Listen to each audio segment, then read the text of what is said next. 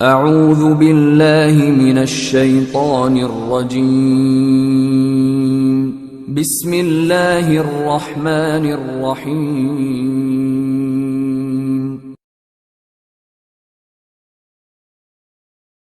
یہ اللہ تعالیٰ کا شجرہ بیان کیا کہ میرے حبیب ان سے کہو اس کا کوئی شجرہ نہیں ہے، وہ اکیلا ہے، وہ نرادھار ہے، کائنات تو مخلوق کا ذرہ ذرہ اس کا محتاج ہے، لیکن وہ کسی کا محتاج نہیں، وہ کسی سے پیدا نہیں ہوا اور اس سے کوئی پیدا نہیں ہوا اور اس کے برابر بھی کوئی چیز نہیں۔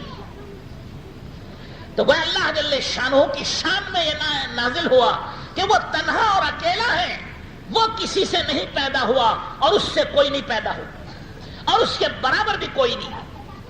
تو اللہ جل شانہ نے اس میدان عرفات میں تمام انسانوں سے کہا کہ اے انسانوں، تم نے اقرار کیا ہے کہ میں تمہاری پرورش کرنے والا، تمہیں جلانے والا اور تمہیں روزی دینے والا اور تمہیں پیدا کرنے والا ہوں۔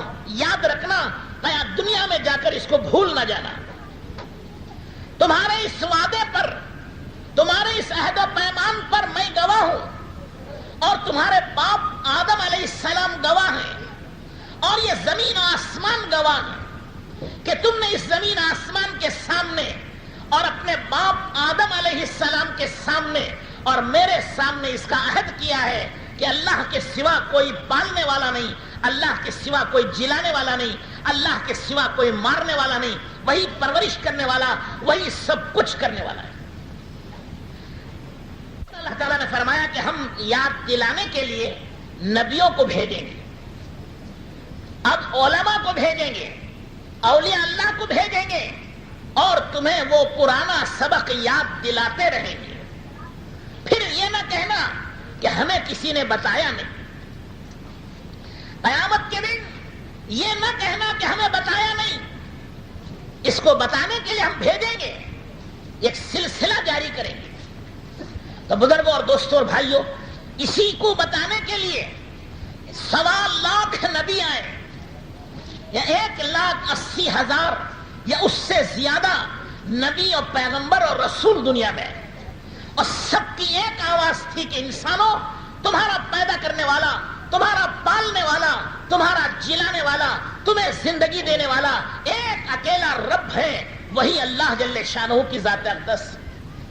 اس کی عبادت کرو، اس کی بندگی کرو، اس کے سامنے جھکو، اس کی فرمانبرداری کرو۔ یہ تمام نبیوں کی متفقہ رائے اور سب کی ایک ہی دعوت ہے اور سب کا ایک ہی فیصلہ ہے۔ سب نے یہی دعوت دی، سب نے یہی لوگوں کو بلایا کہ اللہ کی مان لو، اللہ تمہیں دنیا اور آخرت میں عزت دے۔ آخر میں 1.25 لاکھ نبیوں نے یا 2 لاکھ نبیوں نے یا کم و بیش جتنے نبی اور رسول آئے تھے، سب کی مجموعی تعلیم اور سب کی مجموعی دعوت اور سب کے بیانات لے کر اور سب کی تعلیم اور سب کا علم لے کر حضرت محمد رسول اللہ صلی اللہ علیہ وسلم تشریف لائے۔ جتنے نبیوں نے پہلے تعلیم دی تھی، جتنی آسمانی کتابیں پہلے آئی تھی، جتنے بزرگوں نے پہلے جو کچھ بھی سکھایا اور لایا تھا، وہ سب اکیلے حضرت سیدنا و مولانا محمد الرسول اللہ صلی اللہ علیہ وسلم لے کر آئے۔ لیکن اللہ جل شانہ کا ایک فیصلہ یہ بھی ہے، ایک وہ جیسے میں نے پہلے عرض کیا کہ انسان پیدا ہونے کے بعد کبھی ختم نہیں ہوتا بلکہ جگہ بدل دیتا ہے۔ ایک دوسرا ضابطہ اور قانون اللہ تعالیٰ کا یہ ہے، کل نفس ذائقۃ الموت، ہر جاندار کو موت کا مزہ چکھنا ہے، ہر ایک کو موت سے واسطہ پڑے گا، موت سے دوچار ہونا پڑے گا، موت کے بغیر کسی کا چھٹکارا نہیں ہے۔ اسی لیے حضرت رسول اللہ صلی اللہ علیہ وسلم نے فرمایا، اذکروا حازم اللذات، لذتوں کو ڈھانے والی اور خواہشات کا گلا گھونٹنے والی، ارمانوں کے گلے پر چھری پھیرنے والی چیز کو یاد کرو۔ وہ کیا ہے؟ وہ موت ہے۔ انسانوں کا گلا گھونٹنے کے لیے، اس کی ارمانوں کا گلا گھونٹنے کے لیے اس کی خواہشات پر پانی پھیرنے کے لیے، اس کی تمام تمناؤں کو مٹی میں ملانے کے لیے اللہ نے موت کو پیدا کیا۔ یہ موت انسان کی تمناؤں کا اور اس کی ارمانوں کا گلا گھونٹ دیتی۔ تو اللہ جل شانہ نے موت ہر ایک پر مسلط کی ہے، یہاں تک کہ ایک وقت آئے گا انسان تو مریں گے ہی، فرشتے بھی مریں گے۔ جبرائیل علیہ السلام کو موت آئے گی، میکائیل کو موت آئے گی، اسرافیل کو موت آئے گی، اسرائیل و ملک الموت کو بھی موت آئے گی، کوئی باقی نہیں رہے گا۔ انسان، جنات، چرند و پرند و ساری مخلوق مر جائے گی، عرش کے اٹھانے والے فرشتے بھی مر جائیں گے۔ جب سب ختم ہو جائیں گے اللہ جل شانہ اس زمین آسمان و تمام کو ایک مٹھی میں لے لیں گے اور ایک مٹھی میں اس کے قبضے میں لے کر کہیں گے لمن الملک اليوم، آج یہ ملک کا مالک کون ہے؟ ارے زمین کے دعوے کرنے والوں، آسمانوں کے دعویٰ کرنے والوں، چاند پر پہنچنے کے دعویٰ کرنے والوں، مریخ تک جانے والوں، فیکٹریوں کارخانوں کے مالکوں، کھیتی اور زمینوں باغات کے مالک، اب بتاؤ کون ہے آج کا مالک؟ آج کس کی ملکیت ہے؟ آج اس زمین کا مالک کون؟ ان کارخانوں کا مالک کون؟ ان آسمانوں کا مالک کون؟ لمن الملک اليوم، کون جواب دے گا؟ سب مرے پڑے ہیں، انسان بھی مر چکے ہیں، فرشتے بھی مر چکے ہیں، اس سوال کا جواب دیں تو کون دے گا؟ پھر اللہ پوچھیں گے لمن الملک اليوم، ارے بولو، دنیا میں دعوے کرتے تھے، بڑی ڈینگے مارتے تھے، بڑے ڈھول بجاتے تھے اور ڈینگے مارتے تھے کہ ہم مالک ہیں، ہم فلاں چیز پر ہم نے قبضہ کر لیا ہے، ہواؤں پر ہمارا قبضہ، پانی پر ہمارا قبضہ اور ملکوں پر ہمارا قبضہ، آؤ بتاؤ کون مالک ہے؟ آج ہے ہمت؟ کوئی نہیں جواب دے گا۔ پھر اللہ تیسری مرتبہ پھر پوچھیں گے لمن الملک اليوم، ارے دعوے دارو، دنیا میں بڑے دم بھرتے تھے، بڑا دعویٰ کرتے تھے، آؤ نا بولو تو صحیح کون مالک ہیں؟ کوئی نہیں جواب دے گا۔ خود اللہ جل شانہ کہیں گے للہ الواحد القہار، اسی ایک اللہ کے لیے ملکیت ہے جس نے سب سے پہلے ان سب کو پیدا کیا۔ وہ زبردست ہے، وہی مالک ہے، کل بھی وہی مالک تھا، آج بھی وہی مالک ہے، صرف عارضی طور پر اللہ نے ہر ایک کو کچھ نہ کچھ دیا ہے۔ یہ گھر ہے، ہم گھر کے عارضی مالک ہیں، کرایہ دار ہیں، کل کو چھوڑنا پڑے گا۔ یہ اللہ کی ملکیت ہے، یہ فیکٹریاں ہماری نہیں، یہ اللہ کی ملکیت ہے۔ یہ زمینیں اور باغات ہمارے نہیں، یہ اللہ کی ملکیت ہے۔ یہ بیوی اور بچے ہماری ملکیت نہیں، یہ اللہ کی ملکیت ہے۔ یہ سامان ہمارا نہیں، یہ اللہ کی ملکیت ہے۔ یہ سب کا مالک تنے تنہا ایک اللہ ہے جس کا کوئی ساجی اور شریک نہیں۔ تو میں نے عرض کیا کہ اللہ جل شانہ نے آقا رحمت، سرور کونین، تاجدار مدینہ، احمد مجتبی محمد مصطفیٰ حضرت رسول اللہ صلی اللہ علیہ وسلم کو بھیجا، اور آپ علیہ الصلوۃ والسلام نے تمام انسانوں کی جو آج تک تعلیم ہوئی تھی، تمام نبیوں نے جو تعلیم دی تھی اور تمام رسولوں نے جو تعلیم دی تھی، اکیلے آپ نے دی۔ سارے اخلاق آپ نے اکیلے سکھائے، اور آپ علیہ الصلوۃ والسلام نے بندوں کو وہ سبق یاد دلایا جو وادی نعمان میں اللہ کے سامنے اقرار کیا تھا، عہد کیا تھا، اس کو یاد دلایا۔ حضور اکرم صلی اللہ علیہ وسلم کی آواز تھی یا ایھا الناس قولوا لا الہ الا اللہ تفلحوا، اے لوگو لا الہ الا اللہ محمد الرسول اللہ صلی اللہ علیہ وسلم پڑھ لو۔ جب اس کو پڑھ لو گے تو زمین کے تم مالک بنو گے، آسمان تمہاری مٹھی میں ہوگا، تمہاری جنت تمہاری باندی اور غلام بنے گی، عرش اعلیٰ سے بھی تم بہتر بن جاؤ، عرش اعظم سے بھی بہتر بنو گے، پھر تمہاری قیمت کو کوئی نہیں پہنچ سکتا۔ اسی لیے بزرگان دین اور اولیاء اللہ فرماتے ہیں مومن کا دل یہ عرش اعظم ہے۔ ایک حدیث قدسی ہے، اللہ جل شانہ ارشاد فرماتے ہیں کہ میں زمینوں میں نہیں آ سکتا اور آسمانوں میں نہیں آ سکتا، یہ تنگ ہو جائیں گے اور میرے لیے چھوٹے پڑ جائیں گے۔ اگر میں کہیں آ سکتا ہوں تو مرد مومن کے دل میں آ سکتا ہوں، جس دل میں اللہ کی عظمت ہوگی، اللہ کی محبت ہوگی، اللہ کی معرفت ہوگی، وہ دل عرش اعظم ہے، بلکہ عرش اعظم سے بھی وہ بہتر ہے۔ تو بزرگوں اور دوستوں اور بھائیوں، حضرت رسول اللہ صلی اللہ علیہ وسلم نے ایک موقع پہ ارشاد فرمایا کہ جنت میں جانے والوں کی 120 صفیں ہوں گی، اور ایک صف مشرق سے مغرب تک کی ہوگی۔ جہاں سے سورج نکلتا ہے وہاں سے صف شروع ہوگی، جہاں سورج ڈوبتا ہے اتنی لمبی صف ہوگی۔ ایسی 120 صفیں جنت میں جانے والوں کی ہوں گی، حضرت آدم علیہ السلام سے لے کر قیامت تک کے انسانوں کی۔ ان میں سے 80 صفیں صرف اس امت کی ہوں گی، حضرت محمد الرسول اللہ صلی اللہ علیہ وسلم کی امت کی صفیں 80 ہوں گی، اور باقی 2 لاکھ نبیوں کے جنت میں جانے والی امتیں وہ صرف 40 صفوں میں ہوں گی۔ اور فرمائے اس کے علاوہ 70,000 جنت میں جائیں گے، بغیر حساب و کتاب کے جائیں گے، کبوتروں کی طرح پھدکتے ہوئے بے حساب و کتاب جنت میں جائیں گے۔ اتنا فرمایا اور گھر تشریف لے گئے۔ اب لوگوں میں یہ چرچا ہوا کہ وہ 70,000 کون ہیں جو بغیر حساب و کتاب کے سیدھے جنت میں جائیں۔ تو کسی نے کہا شاید وہ مسلمان ہیں جو پیدا ہوتے ہی اسلام میں داخل ہو گئے، کبھی شرک و کفر نہیں کیا۔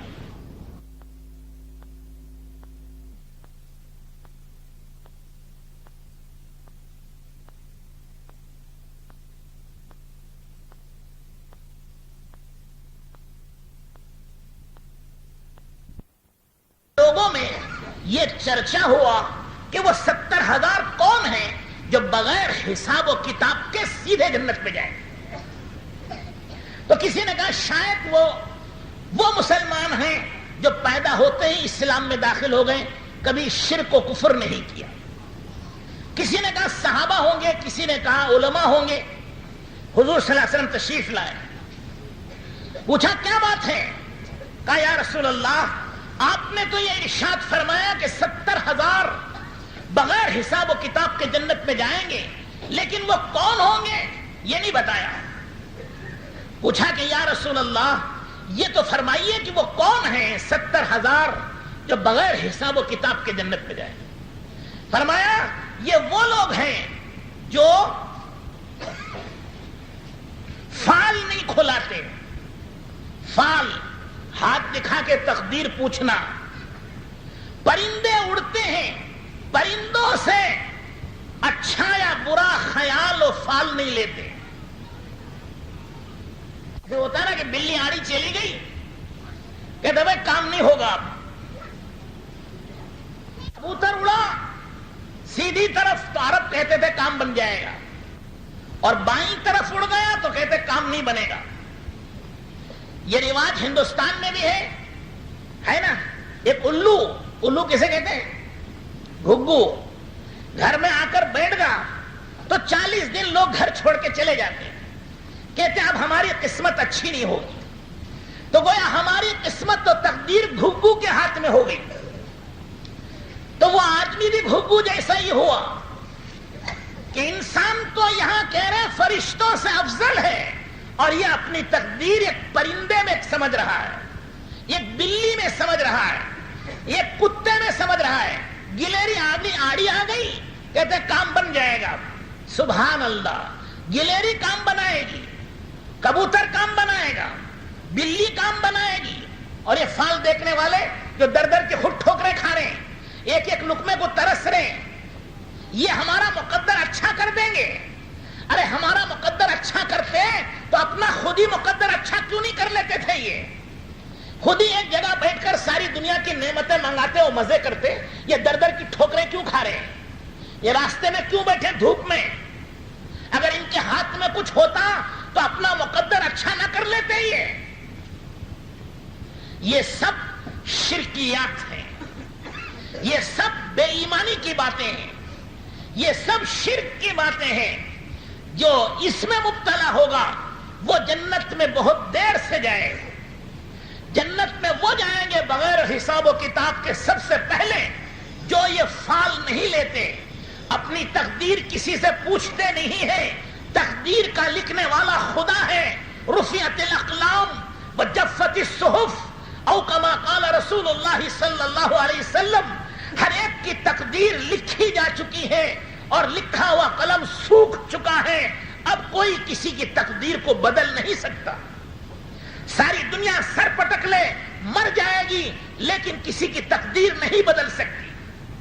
تقدیر کا مالک اللہ ہے, اس کے علاوہ مخلوق کسی کی تقدیر کو بدل نہیں سکتی. تو رسول اللہ صلی اللہ علیہ وسلم نے فرمایا 70,000 جنت میں بغیر حساب و کتاب کے وہ لوگ جائیں گے جو یہ تقدیر پوچھتے نہیں پھرتے, فال نہیں کھلواتے, پرندے نہیں اڑاتے, جانوروں سے اپنے لیے اچھی یا بری فال نہیں لیتے. یہ وہ لوگ ہیں جو جنت میں بغیر حساب و کتاب کے جائیں. تو میرے دوستوں, بزرگوں اور بھائیوں, یہ وہی الستو بربکم کا پہلا سبق ہے جو اللہ جل شانہ نے پڑھایا تھا. رسول اللہ صلی اللہ علیہ وسلم نے اسی کو تازہ کیا, زندگی بھر اسی کی دعوت دی اور اسی کو سکھایا. اور آپ کے بعد جیسے میں نے عرض کیا کہ موت کا مزہ اللہ تعالیٰ نے سب کے لیے رکھا ہے. ظاہری پردہ, باقی انبیاء علیہ السلام, حدیث میں آتا ہے اس زمین و مٹی پر حرام ہے کہ نبیوں کی جسم کو ذرا بھی دھکا لگائے. انبیاء علیہ السلام اپنی قبروں میں زندہ ہوتے ہیں, اولیاء اللہ اپنی قبروں میں زندہ ہوتے ہیں, اللہ کے مومن اور نیک بندے اپنی قبروں میں زندہ ہوتے ہیں, باقی دنیا سے پردہ کرتے ہیں اور موت سب کو آ جاتی ہے. چنانچہ آقا رحمت سرور کونین تاجدار مدینہ احمد مجتبی محمد مصطفیٰ حضرت رسول اللہ صلی اللہ علیہ وسلم کو بھی موت آئی, ظاہری موت, دنیا سے پردہ کرنا پڑا. لیکن آپ علیہ السلام نے فرمایا تھا کہ میں دنیا سے رخصت ہو جاؤں گا لیکن میرے دین کا کام میری امت کرے گی, امت کا ہر فرد کرے گا. اب نبی نہیں آئیں گے, نبی کا کام امتی کریں گے. کیا؟ انسانوں میں اللہ کی معرفت پھیلانا, اللہ کا یقین پھیلانا, اللہ کی محبت پھیلانا, رسول اللہ کی محبت پھیلانا, یہ ہر مسلمان کرے گا. لیکن ان میں سے بھی کچھ مخصوص بندے بھی ہوں گے. فرمایا 500 اولیاء اللہ ہر وقت دنیا میں موجود رہیں گے. اس پوری دنیا میں 500 کی تعداد ہے اولیاء اللہ کی, وہ ہر وقت رہے گی. جو اللہ سے وہ مانگیں گے اللہ وہ کر کے دکھا دیں گے. اللہ ان کی بات کا انکار نہیں کریں گے. اسی طرح 100 نقبہ ہوں گے جو ان سے اعلیٰ درجے کے ہوں گے. سن رہے بھائی کہ سو رہے ہیں؟ یہ تو جاگنے والوں کے بھی کم سمجھ میں آتا ہے. سونے والے تو چھوڑو, وہ تو آسمانوں کی سیر کریں گے. جاگنے والے بھی بہت مشکل سے سمجھیں گے. تو میں نے عرض کیا کہ 500 تو اولیاء ہیں اور 100 نقبہ ہیں اور ان سے اعلیٰ درجے کے 70 ہیں جسے نجبہ کہتے ہیں.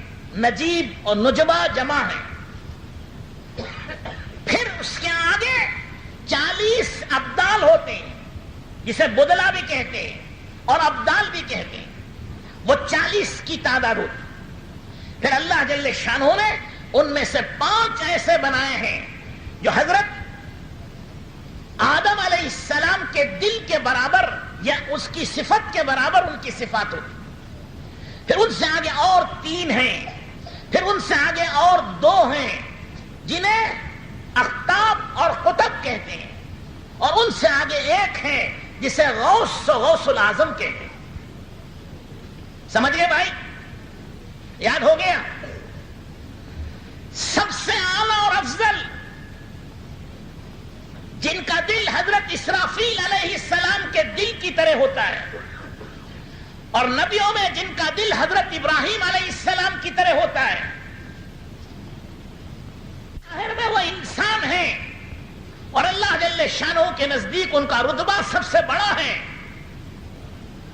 وہ حضرت جبرائیل علیہ السلام سے بھی اعلیٰ اور افضل ہیں, اور اسرافیل و سے بھی وہ افضل ہیں، وہ تمام مخلوق سے اعلیٰ اور افضل ہیں، اور اس کو غوث الاعظم کہتے ہیں۔ ان کے بعد دوسرے نمبر پر قطب ہوتے ہیں، اور ایک وقت میں دو قطب ہوتے ہیں۔